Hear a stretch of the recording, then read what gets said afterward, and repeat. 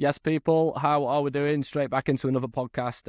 As I said, I've committed to one per week and it is time blocked, so it's definitely going to be happening. And today I've got Simon Booth. So Simon's someone who I've actually known for a very, very long time, and we've actually speak quite regularly, like often about kids and barbecues and meat and cooking and just random shit. Very rarely about business. It's like, never talk about business, which is mad. I only just Um, realised that. That's crazy. So we just talk a lot of shit to each other, basically. And obviously, like, Simon runs a social media company, which we'll talk about in a second. And we kind of said, right, we're going to look at some collabs coming into 2025 now. So getting him on my podcast, and I've definitely kind of got him lined up for our next event at the end of the year. Obviously, he's an incredible speaker and incredible, obviously, at what he does. And he's got a great story as well. Hopefully the dates line up, we'll kind of see. But it's great to obviously kind of put some stuff together in terms of podcasting and potentially some stuff with our programs as well, mate. So do you want to do a bit of a starting point and introduce who you are, what you do, what you're about? So, well, how far should we go? But how detailed are we talking here? Do you want a brief overview? We're going right back. I'd say what was that? What was that hybrid gym that I first saw you in with Sasha? Yeah, that was Train. Train Heel Green. How many years ago was that? So that would have been 8 years ago. Yeah, that would have been 8 years ago. I was there for 3 years and I left just before COVID. So what were you doing before that? I love a story, me. I love diving into it. I love diving into the roots. Right back. Come on, right. Let's take it right back. Every sort of business or enterprise that I've been in. So started at high school. I was just distracted, didn't enjoy it. Always got on with the teachers, always had group of mates, like that was sound. But when it came to actually doing the schoolwork, I had zero interest in it, and I did everything possible to not do it. So never got on well at school, but I was always good at like making a little bit of money on the side. So I'd sell like mobile phones were like a big thing back then. Like it was when kids first started wanting mobile phones. And I used to go and pick them up from the Arndale Centre and bring them back to school on order type things. I made like £5 a phone. So I always had a bit of an inkling that, you know, I was wanting to make my own money and I could do this without having to work for someone else. So after high school, I left with zero qualifications. My only interest, or the only thing that had been consistent through my childhood, was football, and I was just mad into it. I was mad passionate about it. My 2 brothers played football. My mum was involved in like the junior team that we played for, Marple Athletic. And when I got to 16, 17, like I had nothing couldn't go to college or university because I had no GCSEs. So my mum had started doing after school soccer clubs, like kids and kids holiday courses. Yeah, a company called, it's now called Footy Tots. It's still going today. She's franchised it and everything. It's been a mad story on my mum's part. But we were doing after school soccer clubs at the time, and I got my qualification to do coaching, and I was, we started doing these soccer camps, and did that for 2 years, then realised that all my friends who were going to university were living this lifestyle. We could go to nightclubs. I was like 18 at the time. I just passed my driving test, discovered a whole world outside of like Marple, the area that I was originally from. And my passion for going on nights out started taking. I was a bit more interested than that than going coaching a load of like kids football, which was a great job for a time, but I was losing interest in football as well. I wasn't playing as much. I was wanting to go out on nights out and stuff. So I got a job with, do you remember Till-Late? No, I've not heard of that. Remember Till-Late? They were a company, and they were based in Manchester, and it was like nightclub photography. So you know, if you went out when you back in the day, there was nightclub there was nightclub photographers. So I got into that, and that's really where my passion for like content and photos at the time. There wasn't much video at the time, so I'd go around all the nightclubs taking photos for this company called Till-Late. Absolutely loved it. It was such a sick job because funny as fuck with some of the stuff you come across. It was, oh mate, it was so good. Like I didn't drink a huge amount on nights out. I tended, like at the time, I'd drive into Manchester and stuff to work on the cameras and stuff. But I absolutely loved it. It was such a good job.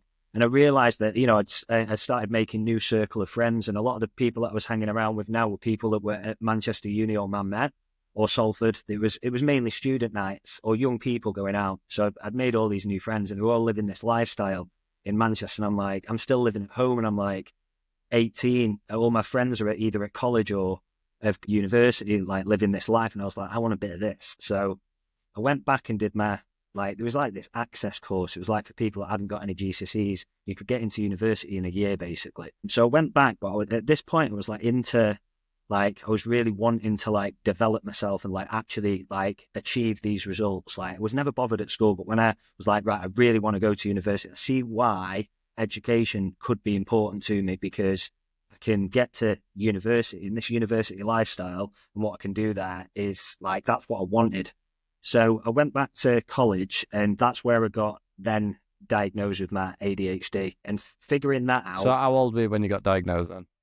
So I was 19 by this point. 19 or 20, I can't remember, but I was around 29, that time. to put that into perspective. Yeah, 29.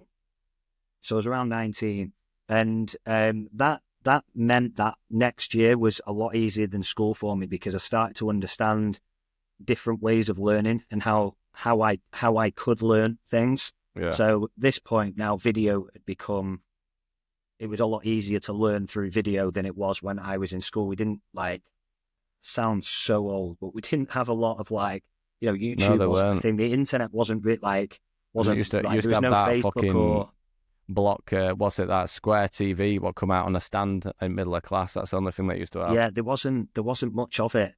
So I'd now discovered how, because I was into photography, so I started getting into content, and YouTube. You could watch a lot of tutorials on YouTube of the things that I was doing in class. It was like a basic English, science, and can't remember the other thing. Can't remember, but it was basically cram your GCSEs, your core GCSEs into a year with a college qualification that allowed you to then apply for university, basically. So I could learn all these things. I could watch videos on the subjects that I had to do an exam for, and it was just so much easier to learn. And I found that I could consume a large quantity of information quickly without having to actually sit through a fucking double English literature in school, which was just fucking painful, wasn't it? How am I going to sit there for an hour and a half listening to a subject that I'm not that interested in? And so it just meant that, it just caused trouble in school. I would be disruptive. I'd do anything to get thrown out of class. But with video, I could literally watch it and consume it and implement it pretty much straight away. So I just found a different way of learning. So I went off to university. Continued with the photography for a bit, but I student nights were becoming massively popular in Manchester at the time, and I'd built up connections. I think part of my ADHD has meant that I'm good at networking and speaking to people and meeting new people. So I got into the student scene, and I'd started using Facebook for the photos that I was posting. So I had my own Facebook page and stuff on Manchester Student Nights. It was called Manchester Freshers Student Nights. It was my page that I'd post all the best freshers photos on. So I had this group of loads of university students, not just Man Met. It was Man Uni, Man Met, Salford. I had loads of people in this on this Facebook. It was a Facebook group at the time, but similar to its Facebook page. Yeah. So I started selling tickets for the student nights in this group. So I'd go around and take a load of tickets from each different promoter for all the big events in Manchester, and I'd sell these tickets. And 3 months into university, I'd just given up on university completely. I think I went to 2 lectures, realized that I could make all this money selling tickets. So I was just I was riding around on my bike on Fallowfield and Withington. I had a couple of little mates. What course were you going to do? Sorry, what course I did fashion marketing. Fashion marketing, right. Yeah. I was into fashion at the time, and I've always loved marketing, so I was let's combine the two. But it wasn't interested. It didn't work out, that one. Yeah, it didn't work out. So there was basically 3 of us. We were riding around Fallowfield, smoking weed, selling tickets, and going on nights out for free. And the promoters were giving me free drinks because I'd sold for 150, 200 tickets for them. I was our top ticket seller. So I just, I I started my ticket business, which was probably my first proper business that I started myself at this point, because that was, you know, it's for an 18, well, 20 years old I would have been at university. You know, I was making like a couple of grand a month, all in coins and fivers, because they were like, the tickets were usually My £5. God, So I started making money that I'd never really seen before. Yeah, the student nightlife in Manchester was really taking off. So I decided to launch my own events in Manchester. Went into business with a couple of my mates, and we launched this student nights business, which would set me up really for the next like 6 years we had that running for. And it's a long time to have a party running that, because yeah, normally it they is. We die were out probably, quite quickly. yeah, we were the most successful. We had the longest. I'm pretty sure that Birdcage Rehab was the longest student night Manchester's that had at the time.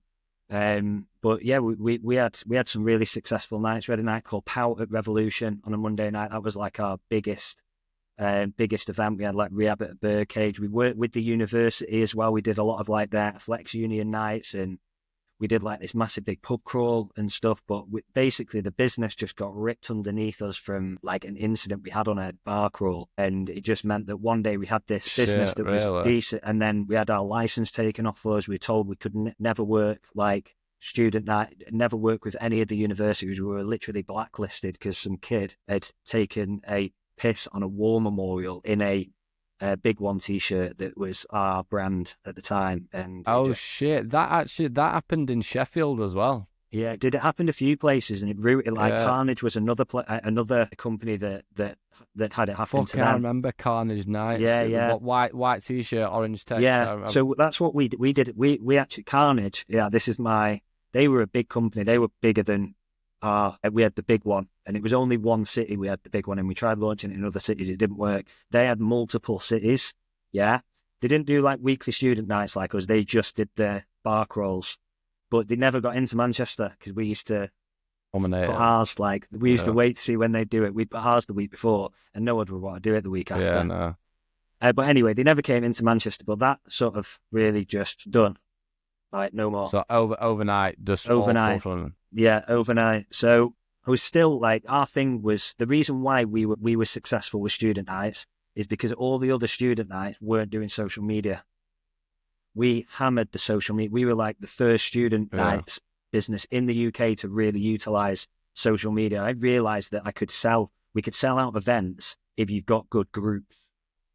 So a lot of the stuff was sold through my group. Yeah, but we set up multiple ones for university halls, like loads of different ones in Manchester. And we just had these groups that were just a place that we could just sell tickets for free as well, which was mad. Yeah, and no one else was doing it at the time, whereas there was more people doing it by the time we'd finished. But we pretty much had free reign over Manchester and student nights for a period of time. So, but by the end of it, I was done with it. I was ready for something else anyway. Yeah, I've had a few mates doing stuff like that, and you kind of just get to a point where you're like, irregular. It's like I've still got nocturnal hours. Yeah, there's still a few guys that I used to do it with that are still doing it, and they're still in the nightclub scene. Sometimes they're a bit different, like they're not doing student nights, but they're still in the nightclub scene. But I was done with it. And at the time, my business partner, his best friend, Rich, had set up this business in Leeds called Get Baked, which was basically a cake delivery business. They're a company based in Leeds. They've got a shop in Leeds. Well, Get Baked. I was saying Get Baked as in you get a bake, or as in it's a bit of a space cake. No, so it's just a bakery. So we didn't sell like weed cakes, but we targeted stoners. Right, that's smart. That I love stuff like that. So he had this business in Leeds, that he was selling cakes, brownies, cookies, loads of American products, because you couldn't get American products like you can get now. You know, like grape Fanta and stuff. Yeah. Like back then, you couldn't get any of this shit. Like all the different like Pop Tarts, like marshmallow Pop Tarts and shit. You couldn't get that. So you had like an American supplier, and he was just delivering it all around the universities to basically stoners. Yeah. We franchised it and brought it over to Manchester, and I ran that for a year, but it just never took off like it took off in Leeds. It was a good business to run in term time, but when the students weren't there, it was like it was just losing money.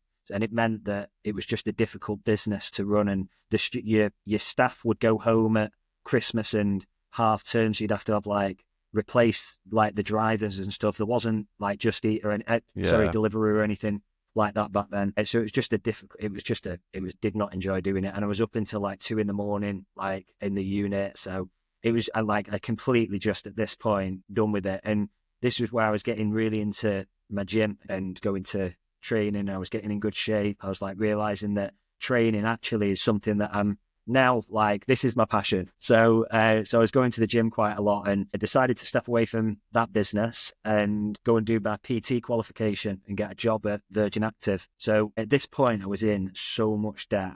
Like literally, this was like my... What were the debt from? The businesses or personal stuff? Yeah. Or so like... bit of both. But basically, after the nightclub business stopped, the years up to that business, it just wasn't making as much money. Especially this was the issue as we were struggling with in the nightclub businesses. In the term time, it's good money, and when you've got good money coming in week on week, you're like, I was just spending it. And then it came to the students going home for 8 weeks, and I've got no money, and then I'm like taking out credit cards and store cards. Got myself in just complete mismanagement of money. What were the biggest thing that you owed at one point? The biggest thing I owed actually was later on, but at this point, like I had no money actually coming in. Like, and I think the worst I ever got was about 30 grand, but I might have been in about 3 grand because I borrowed more to do my qualification and get myself set up in like a house again. And at this point it was like couch surfing and shit. It was like, this was like my lowest point. Did my PT qualification and got a job at Virgin, which was the gym that I was already training at. So I'd been training there for about maybe 2 years, and it was the perfect gym to start your PT career at. It was literally perfect. It had really good foot flow. It was most of the people in there were like from nice areas, Wilmslow, Didsbury. If you're from Manchester, it's primo, it's a nice area, Wilmslow. Yeah, primo location. With I was living in Fallowfield. I got a house share in Fallowfield, so £300 a month rent or something. But it's in a nice area, and it's close to where I was living, so it's like the perfect gym. The coaches there were all really good coaches. Like sometimes when you go to health clubs now, like they don't set themselves up to having like successful coaches there for like 7 or 8 years or whatever. When I came into Virgin, a lot of the coaches had been there like 5, 6, sometimes I think there was one guy that had been there for like 9 years or something, which at the time, now's maybe a bit more normal, but at the time, like it was kind of it wasn't a massively popular job to have a PT at this point. So came into a really good environment with some good coaches that I could learn from, and the gym was just, it had the perfect type of clientele for me to get into coaching. A lot of like beginner women, Didsbury housewives that could train in the middle of the day. You didn't have to like do those typical PT. Ideal fucking. Yeah, mate, I used to be so savage good. in my hours. Yeah, as mate, a PT. because I wouldn't target like the people that were working as I was on the gym floor when it was quiet. I was doing my marketing in the coffee shops when it was quiet. Right? If you want those, like, and you've got to be in a position to, like, I say that I'd take on anyone when I first started, but once I started building up a little bit of a client base, I was like, yeah, it's actually easier coaching people at fucking between 8 a.m. and 12, isn't it? Yeah. Right. Let's target them. So I just spent more time in the coffee shops, doing networking with the front of house staff, speaking to the sales team. And I built a business in there. Within 6 months, I pretty much had a packed out diary. I was winning like the most sessions like in the month or whatever. I realized after that the other PTs were fudging their books a little bit. That's why I was winning all those. They weren't even bothered. I was putting all my sessions through. Obviously, so you're fucking yourself for the sake of the one. So they would put like, you basically had to hit 100 sessions a month, which is 25 a week. You had to do 100 sessions a month, and you're in the top bracket of pay. I don't know if Virgin still do this or whatever. I've seen loads of different models. You remember, it was like a business model. It was the PT model that pretty much most of the gyms had at the time. I don't know if it's any different now. But you had to do, basically, if you wanted to earn like £2,400, I think, yeah, you had to be doing like 25 minimum. I think it was even lower. I think like maybe 2,100 quid or whatever. Well, that's what you wanted. But everyone with all the best PTs, they were doing maybe like 50 sessions a week, and just like it only said they were doing 31. I was like, yeah, I'm going to win these financial awards and all this shit. But anyway, after 6 months, I had a decent one-on-one business, but I was absolutely maxed out with PT sessions. I realized that if I was doing any more than like, I would say 40 PT sessions, right? I love being around people, right? It's one of the reasons why I want to get back into some filming and having people in with the podcast studio that I'm setting up. But being in front of people is something that I crave so much now. Yeah. Yeah. It absolutely fucks me doing it, right? So I have to do I'm it at a knackered. minimum. But what I found was that doing so much of it, was just burning me out. I was just absolutely like, there was some weeks you'd do 50 PT sessions and like you'd done it over 7 days. Like there's no time to Yeah. rest or anything. I I did. just, I yeah, was I doing just, stuff like 8 to 10 PTs a yeah, you day for can't do 7 days it. for about 3-4 years, and then I just got to a point where I was like, I can't There's even only function so this long. anymore. There's only so long you can do it.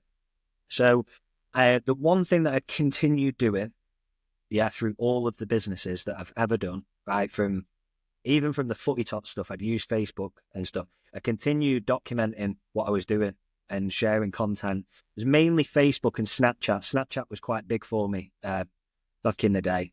One of my friends, Danny Miller, who's like one of my best mates that I grew up with, was on Emmerdale.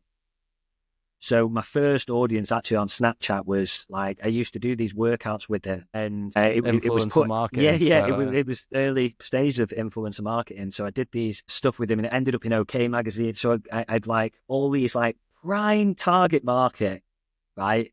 Couldn't have been any more prime. I was targeting like women at the time, right? So think of like everyone that watches Emmerdale, like, and loves this. Like Danny Millie's like, he's like a big soap star. If you're into soaps, like which were pretty much my target market.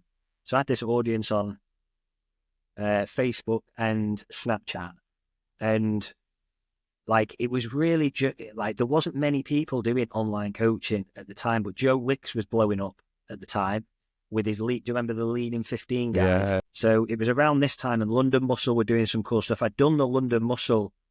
I can't remember what it was called. What was it? It was like the London Muscle Cutting Guide or something. If you remember that. Yeah, I do remember what you mean. Yeah. Oh, I'm sure they it was used to have a few different guys there, but no, I I know can't exactly. remember Fucking anyway. hell, I've not thought about that for a very long time. Yeah, so I can visually see the logo. I bet I've still got it somewhere. I've spoken to him a few times actually. I might message him. I'll send him this clip. But I'd done this guide, and I'd done Joe Wicks stuff to see what he was doing. So I decided that I've got this audience. I can start like making some money from it. I can start like selling things to them. So I made these like this workout program. I was well into cooking at the time. I just discovered a George Foreman.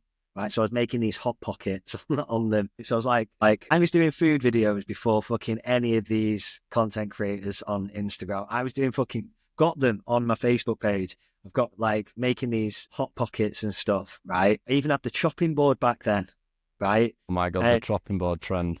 Yeah, I had Coach Simon had on it, right? But so I was making these I put this program together that I could sell, and that's sort of like the start of my online coaching. So I realized that I could like monetize my audience, dropped my evening PT sessions down, so I could then focus on doing some online stuff. And I moved out of the gym. So I moved into it was a CrossFit box. I was getting into CrossFit at the time. I was doing a lot of CrossFit training. So I moved into this CrossFit box across town from Disby. But I took all my clients. Like one thing that I always had a good client retention, especially with in-person clients. Like most of my clients that I trained, they pretty much trained from me from the start up until they moved 3 gyms with me, my clients. Yeah, that's similar to many of them me. doing all 3 gyms. So I always had a good client retention. Moved them over to this gym where I could make more money from my in-person because I didn't have to pay Virgin as much.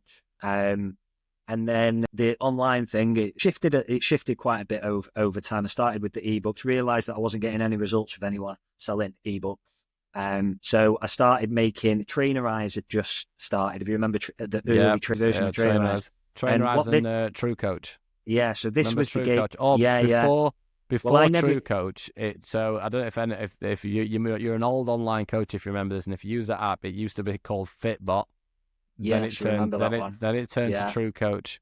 yeah, I And remember when it was I called used to Fitbot. that Well, was the I first app I never. used. So I never used it myself, but because I was into CrossFit, right? No CrossFit coaches used Trainerize, right? It's like True Coach is miles better, or it was anyway, was miles better for like individualized program design and making AMRAPs and stuff like that. I didn't actually program that stuff with my clients. Mine was more like, I used to call it cruddy building. It was more like strength training and stuff. So Yeah. Trainerize was much better for me because we were doing groups as well. We were doing group stuff online and in person. So it just made sense to do it on there. But I did use it a lot myself. But anyway, Trainerize, that meant that I could deliver video content easily to my clients, because back then it was actually quite difficult to send. Like Loom wasn't a thing, right? To send someone a big file, yeah, it was a pain. It took longer to put onto Dropbox. Then they had to download it. It was poor quality.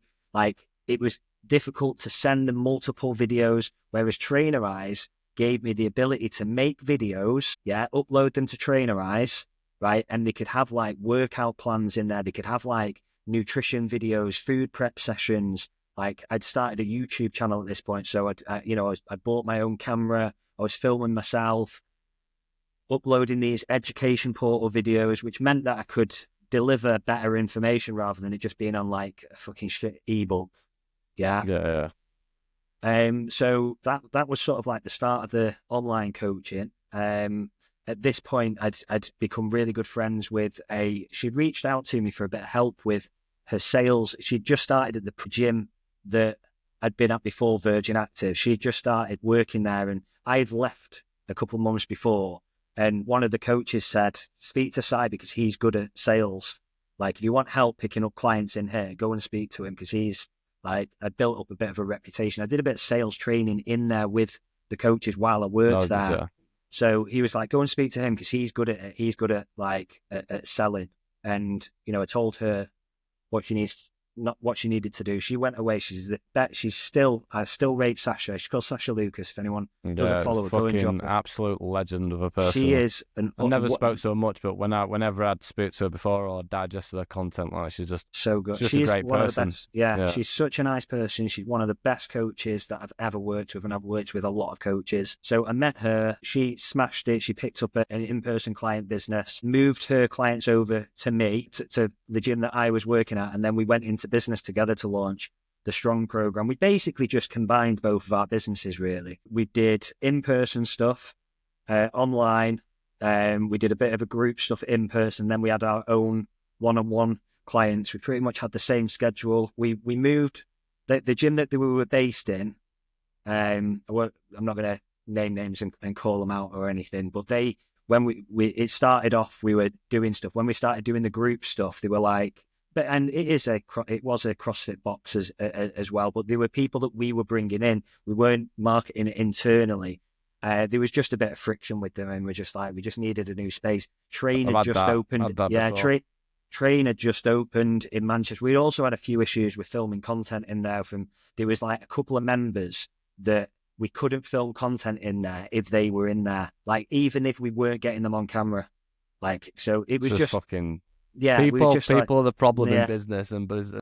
Yeah, so Train had just opened, and if you've never been to Train and you're into like CrossFit, you're into High Rocks, you're into strength training, you're into Olympic lifting, or you're into bodybuilding and a bit of both, it's such a sick gym. Yeah, that's where I first met you. Yeah, it's an adult. It's a gym junkie's playground. It's such a good gym. Like, at the time, it was the best gym in Manchester. For how I trained as well, it was the best gym in Manchester. There was no better facility for someone who's into a bit of bodybuilding, a bit of CrossFit, a bit of weightlifting, a bit of strength training, a bit even strongman. I got into strongman when I was there because I had a load of strongman equipment. So I was like obsessed with the gym at this point. So I was like, let's move our clients there because it was only 20 minutes up the road.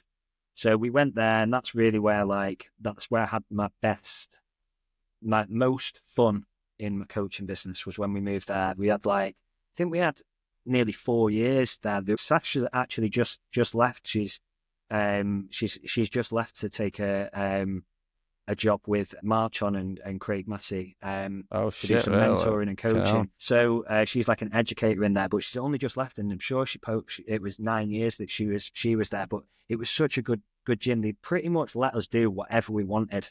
We could film content when we wanted. We could bring in groups. We could bring in online clients. Like they didn't have to be a member there or anything. We didn't have to deal with any of that shit. That's what I think a lot of gym owners, mate. I've had this so many times with different clients and myself. It's like, if you've got an online coach or personal trainer, like you should be wanting them to fucking create content. You should be Exactly. wanting them to bring I think footfall in. it is different now. I think. Yeah. Like, in fact, that gym that I was at previously, a lot of I still follow them, and they push content hard now. They actually make some good content, but they didn't want to at the time, and rightly so. There wasn't many gyms that were very content forward, whereas Train were. You know, Sam Briggs was there, so there was constantly like productions happening there. Reebok used to film there. Lululemon did events there. It was a location that people would come to for film. They would hire it out for filming. And obviously, I'm like, at this point as well, I'm like, now, do I actually enjoy making the content more than I enjoy the coaching? This is where I was like, when I got there and I had this gym set for myself, basically. So I was really getting into the video work at this point. I was still doing my coaching business. And luckily, Sasha she did a lot of the programming and stuff like that. I never enjoyed putting programs and stuff together. I wasn't my bag. She was really good at that type of stuff, but I was really like in charge of making the content. So I would film it, both of us, do all the editing and stuff like that. And I just really got into the video work. So other coaches were seeing that I was doing stuff, specifically like people that I was working with at the time. Josh McHale was like the first person that I did content for that wasn't for my business. So he was a PT. I remember all this.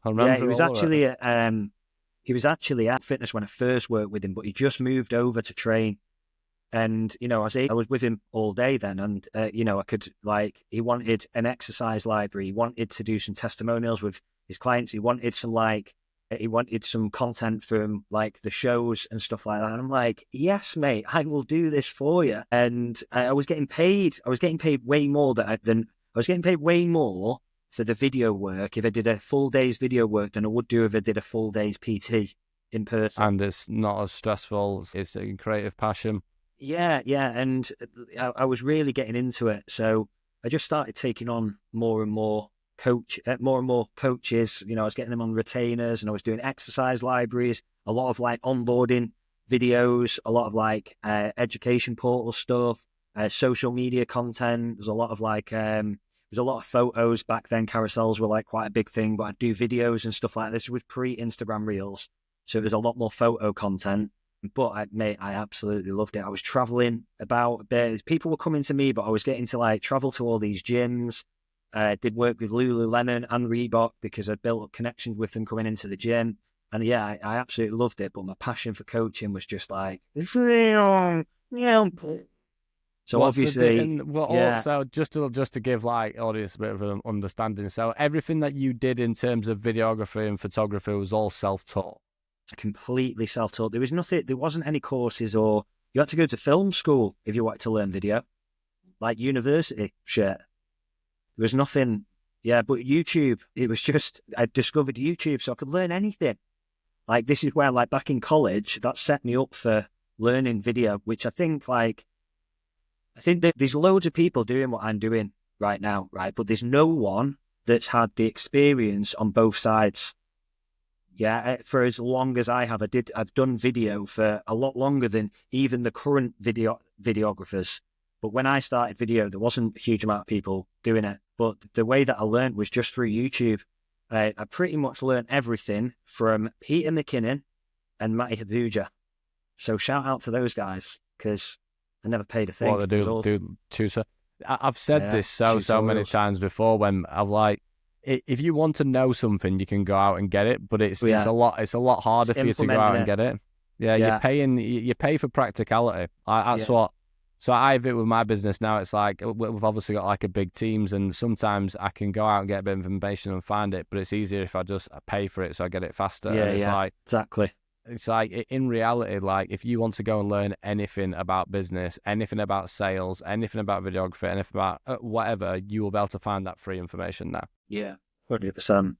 Yeah. So just before COVID, I decided I was going to step away from the coaching business. My online coaching had pretty much come to, like, Sasha still had her online clients, but mine had sort of dwindled over the 2 years. Like, I had a few people that had trained with me for years online, but it pretty much dwindled just because I didn't have the time to service my online clients, because I was doing so much filming and editing.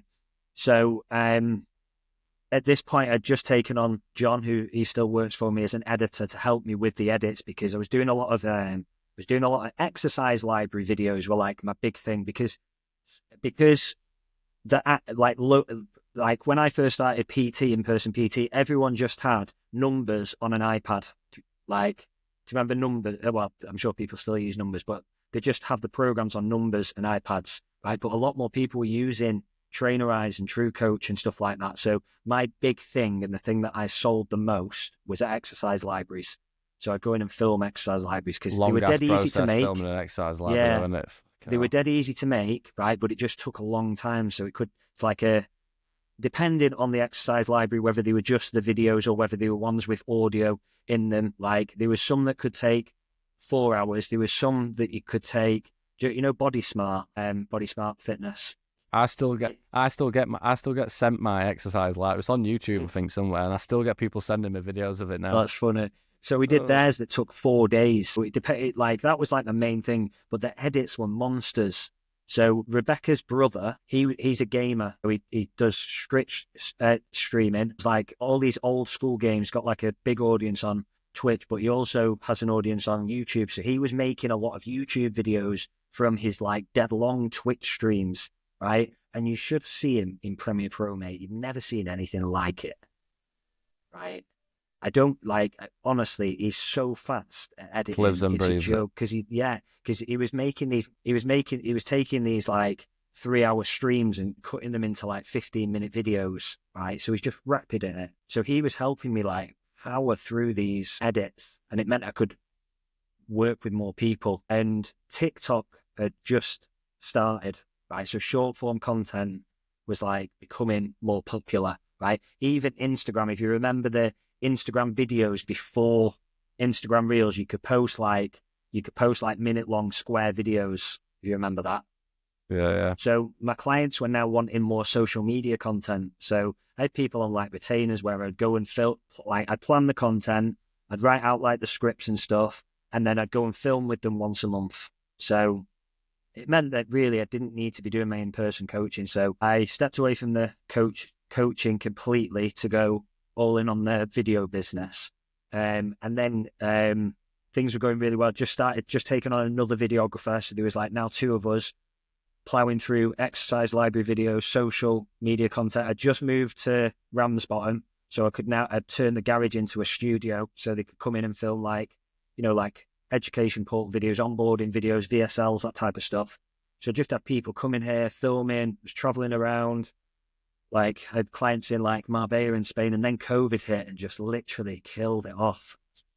So I lost Nutrifast at middle of fucking COVID. God, no. So COVID. Rough. Well, it was actually the it turned out to be like a good thing for me, but at the time it was like a really difficult period because none of the gyms were open. And right at the start, I did start filming again after like maybe the second lockdown, but there was a 6-month period where I didn't see anyone. I was going under. I thought it was the end of the world. I'm not going to lie. Yeah. Right. I was wearing gloves to the supermarket, not just like were you proper like yeah. I thought the end of the world. I was loading up on the toilet roll. I think we've still got a box of box of like tinned food somewhere. Yeah, mate. Do you know what's funny? I love apocalypse films and novels. So I was a prepper, mate. I was prepping through it. Fucking hell. I was actually writing notes on my book that I'm doing this morning, and obviously pandemic were in 2019, and yeah. I can remember a bullet point I wrote this morning for it, and I was like, other than 2018 and I think 2010 or whatever it is, like this was the worst year of my life. I felt like I were in prison. I said I weren't bothered about money. I weren't bothered about anything. I felt like the walls were coming in at me because I was trapped. And I think that's part of ADHD. Obviously, I didn't know this at that fucking point, which I could have done. Yeah.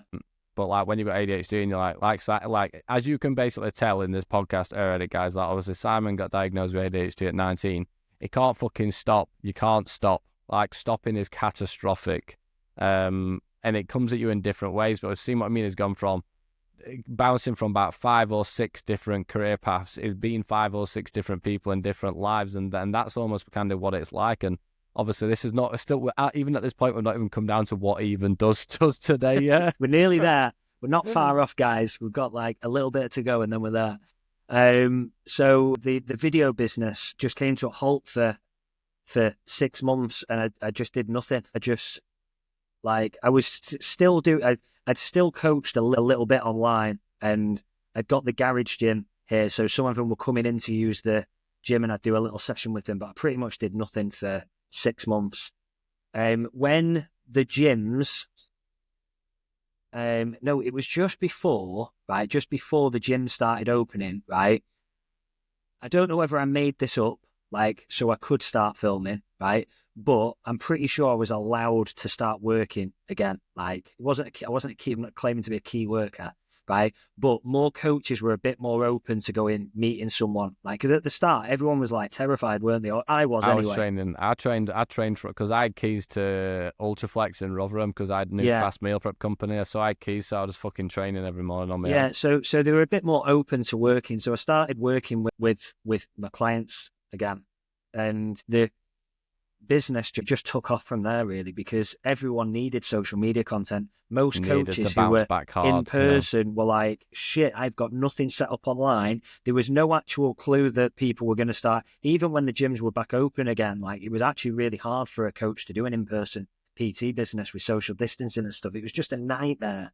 So everyone wanted social media content. Instagram Reels and TikTok had taken off. I had got my clients good results on social media to help them go viral. So I became known as the videographer, not that could do I didn't do these like flashy top off edit bullshit type vibes. Stuff. Yeah. No, I'd help people create viral content. So I've been known as the videographer that could help you go viral, basically. The business was just growing, but we were just at this point starting to think about having a family, and Rebecca got pregnant. And I realized that this business model that I'd set up where, we had at least one person coming to the house every day. Yeah. And then some weeks I was traveling. I was going to Marbella quite a bit. I had quite a few clients in Wales that I was traveling to film content with. I had a couple of gyms that I had on retainers in Birmingham. So I was literally traveling all over the place. And I was like, this isn't the lifestyle that I wanted. I was like 34 maybe at the time. I was just like... When you're bouncing is another thing is when you're out of routine like that with ADHD, it's not a fun place to be. And I'd been doing it maybe for 5 or 6 years at this point. How old are you? I don't even know how old you are. I'm 38. 38. Fucking hell, I didn't know that. I thought you were honestly, I swear to God, I thought you don't look old, but like I thought you were only a few. I thought you were only like a few years older than me. No, yeah, I appreciate that, mate. It's my skin care. Look after my skin. Yeah, you don't look nearly 40, mate. I see it straight to my wife, Stacey. She's and there's a little bit of Botox in there, not gonna lie. She's not far off coming up to 40, and I've only just turned 30. So I said that I'm like she's like my cougar. Love that. So yeah, so Harlow's 2.5 now. So maybe 6 months before, I was just like, I can't do this anymore. Literally done with it. I love doing the job, but I found that, like, although I was working with less people than in-person coaching, might have only been like 4 people that I was working with in the day. I was with them all day. Yeah. So it's just burnt me out completely. I was like, I can't do this anymore. So just before Harlow was born, I'd done a lot of the work that I was doing in the videography business, right? Like, other people could make better videos, like more flashy videos than me. The thing that I was good at was the social media management and the planning. So I would spend a lot of time doing pre-productions with the coaches. Like, that's the most important part. Mate, it's like, doesn't matter how flashy videos and sick edits you can make. If you do and I do mentor videographers as well. Like, the key thing that makes a good videographer, there's two things even before the video. The first is being organized and planning the content, right? And the second is the presence behind the camera and how you can get the most out of the client, right? Those two key things. You can learn how to make a video on YouTube easily, right? The other two things are a bit harder to learn. Organization and charisma. Yeah. So the social media management side was the thing that I realized that that's actually what these people that I'm going filming with, right? Everything I'm making them, they can now make themselves off the phone, like, easily. So I realized that the social media management side of things was the thing that most of them were struggling with. So that was really the early stages, or the early part of like what I do today, which is like help people with social media management, videography, editing. So I'd teach my clients how to do what I was doing for them themselves. And what I found was they could film more content. They could make more content on their own. They weren't relying on me to go out and film with them. They could do it themselves. And that was sort of how the videography business slowly faded away. It was perfect timing though, because as you faded out of videography, so did the performance of high resolution, like professional content, and coming with more of the story based, like BTS focused reels. So like it's like obviously from 20 to 26 and more reactive content. They weren't waiting for 25 days for videographer to come out to film this video. So it's like there's so many different situations. Well, I picked a base picture that's from internet. All that. This is why I do podcasts. So do you know what? When I set my goals for 2025, the reason that I started podcasting again wasn't because I was like, right, professionally or awareness or anything like that. I put it on my fun list. It's like I wanted to eat at Michelin star restaurants because I love food, like just like you. And I said I want a podcast again because I genuinely fucking enjoy. I love people's stories. That's all I listen to on podcasts is like people's stories. I love people's stories. I've actually got a concept coming in February, which is going to be associated with helping people and their stories. So just keep posted for that. Who is actually listening to this? But like one thing that I put there with Simon is like there were so many situations there what went wrong, but also had a positive effect afterwards. Right? When shit got pulled underneath him and he had to react and go into something else. When the pandemic happened, but then that turned out to be a benefit. And I feel like a lot of times people have got this process or this idea of what they want their life and business to go like, and then when it goes wrong, it's catastrophic and they think it's the end of the world. Like, I'm not one of them where I think everything happens for a reason, but I do believe that like what you are going through is just going to make you stronger, and it comes down to your mindset and think, right, how can I quickly shift my perspective and look at it from a different dynamic? So, for example, like with Simon there, he went from, in the same industry, went from filming to then teaching filming. And all that is just going, I'm filming here right now. Actually, let me look at this from this perspective. And when he did it from that perspective, it turned out that it was obviously 10 times better for his audience and based on what consumers needed and wanted. And I feel like you just need to have that type of kind of, it's not a reactive mindset, it's a responsive mindset. Reactive for me is when you react really quickly and you don't think, whereas responsive is like you take a step back and you're like, right, this is not fucking going well. How do I change this situation? Yeah, I love that. Love it. Yeah, it's. I think anyone who has been involved in the coaching space, for any longer than 10 years, like even if they're still fitness coaching, their niche has changed, their business model has changed, the gym that they're based at has changed, and it's not about like it's never a linear progress in business. There's always going to be ups and downs, and it's how you react when shit is hit the fan or like a rug has been pulled underneath you. The people that have made the most of those situations are the ones that make the most progress in this game. Yeah, and it's never plain sailing. So one of the questions, I had a few things, to be fair, I've covered most of the things that I want to cover already with Simon's story there, but one of the areas that I want to ask is obviously Simon's got ADHD and he's also got a daughter, and I think that's where we can relate to each other quite a lot. And honestly, if I went through my story, there's a lot of similar fucking situations at similar times. What's gone off there? But the one thing is, like, Simon got diagnosed at 19 years old with ADHD. I got diagnosed at 29 years old. When I was at school, it was never really a case of the fact that I got distracted. Mine was the fact that I just couldn't really digest and process information. There's two sides to ADHD. You've got like the what's it called? Fucking distractive attention deficit. That's it. So you've got attention deficit, but then what people don't realize is the actual mood regulation and what type of things that you actually go through with ADHD. So when I basically see, and I've seen people who have quite big statuses and names in the fitness industry basically make comment on ADHD, and it infuriates me, because I'm like, it's not just about a kid getting distracted. There's so many things associated with your moods. With 1 minute, best way I could describe it is like when you're not in control of it, you're either hitting the roof or you're completely on the floor. Yeah. You can never, and all you want is to be in that ground. middle ground, but you can never fucking have it. And it's like, it's taken me 30 years to understand myself so I can stay in that middle ground. But in the first 20 years, it's rough.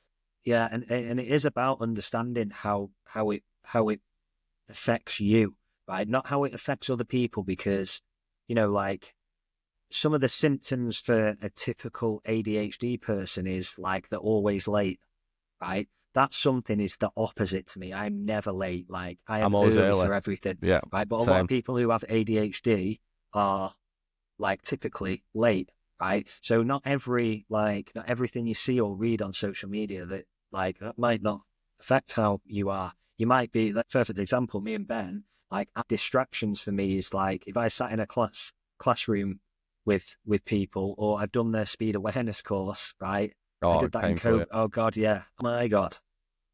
It's when you're interested in something. Yeah. When you're interested in something, it's laser focused. But if you're not interested in it, it's like no focus. Yeah. So it affects everyone slightly differently. But yeah, I've just learned to I just try and accept it for what it is. Right. My wife is like unbelievable with, like, because we work together. Yeah. If I I don't think I'd be able to control it. Like, I wouldn't have understood myself and managed it like I do now without Stacey. Yeah, 100%. So having a partner that's like really understanding and understands it herself, like, because me and Rebecca are very different. Like, when it comes to like my ADHD symptoms, the stuff that I'm like that affect me, like organization, tidiness, forgetting things. She is the complete opposite of all of those things. Like, she's like the most organized person ever, right? She's like tidy, maybe to the extreme. Yeah, I mean, honestly, I'm gonna send this clip to Stacey, because we're describing like what she's like. I come back and it's like we have a system where I'll like sort food. I'll be given Remy, and then Stacey will have like 20 minutes where every single night she will sort everything in the kitchen, clean everything in the kitchen, because she cannot deal with clutter. Yeah, she's the same. Whereas I'm not asked. Like, I don't really give a fuck. Until I met Rebecca, I pretty much lived in clutter. So yeah, she's the opposite to me. She understands that, like, she doesn't like.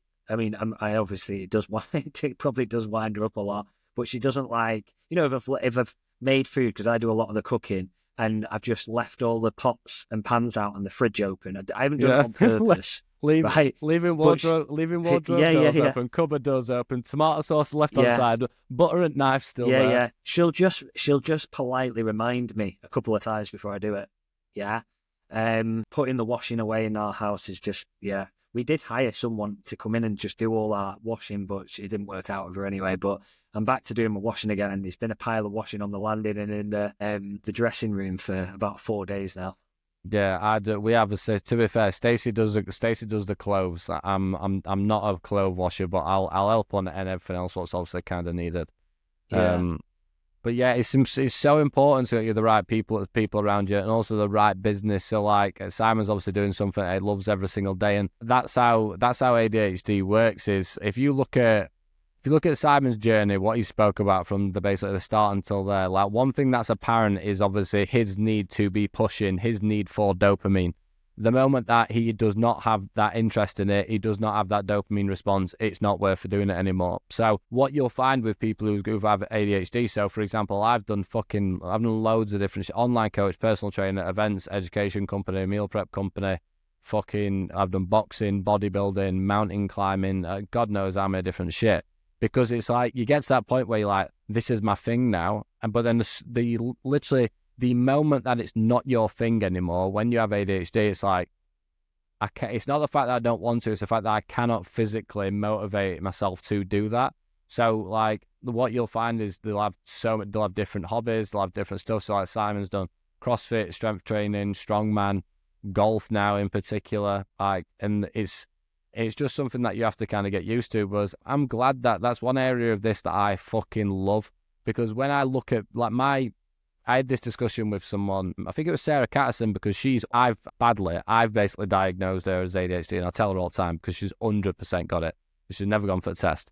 And she was like stressed because she was like, I always need to be busy, and I always want this to do something. I always want a new goal. And I basically turned around to her and I said, my worst day would be skipping my fucking alarm, not being on time for something, not completing a task, not training, not eating well, not having structure, going to bed real late and thinking that I've just wasted a day, right? And that's like, I know people, and there's people out there in the population who will do that for days and weeks and months and years. So like, that's when you look at ADHD, it's, in my opinion, it's one of the most positive things.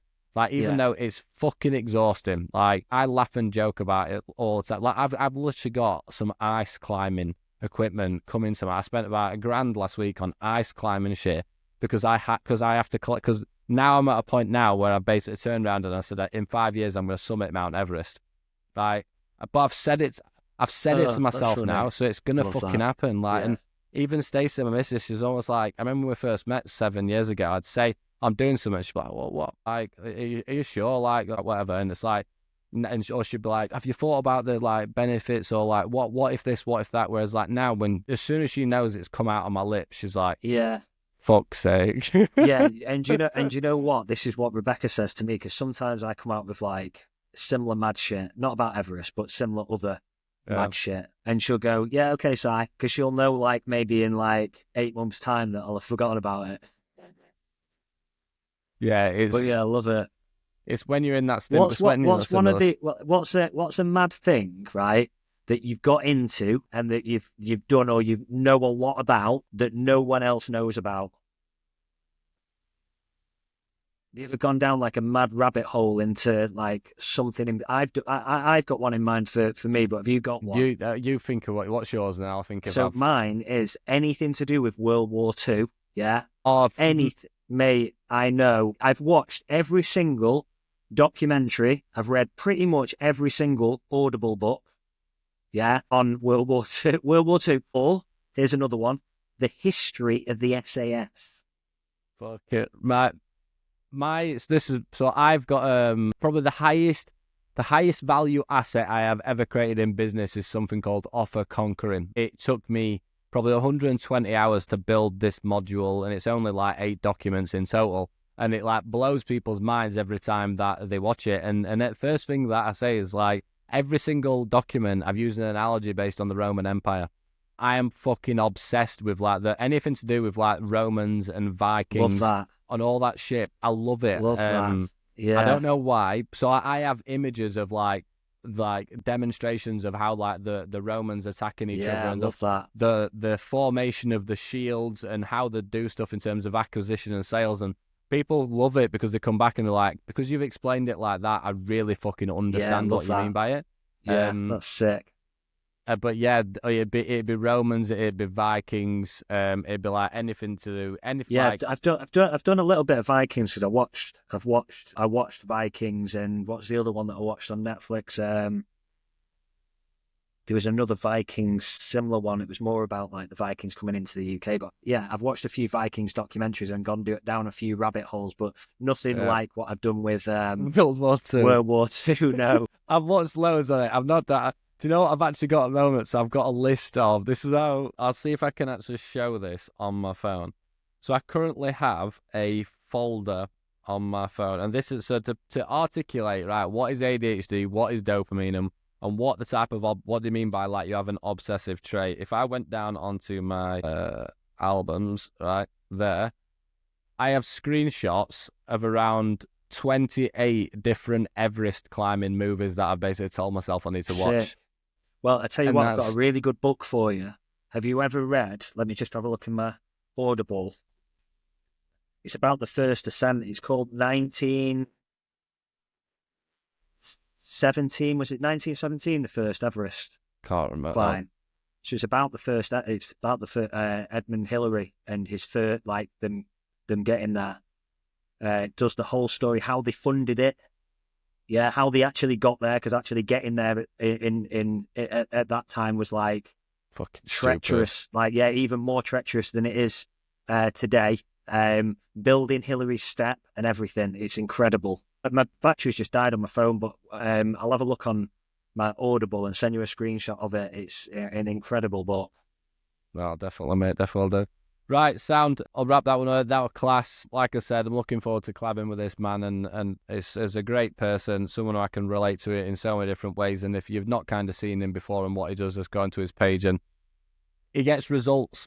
And I think that's another area that we really relate to, because for me, the base of everything that I do comes back to my product and my program. I live and breathe that, and that's why I put so much time and effort in. And I know what type of shit that he's built for his client base and his community, and how much he actually cares about people in the process. Like, yeah, he's become incredibly successful, and I'm sure that's not going to slow down in any way, shape, or form. But the foundational structure of that come back from actually wanting to help people and doing it right. And as you know, I'd not get people on this podcast if they don't do it right. So thanks for coming on, bro. Thank you so much for having us.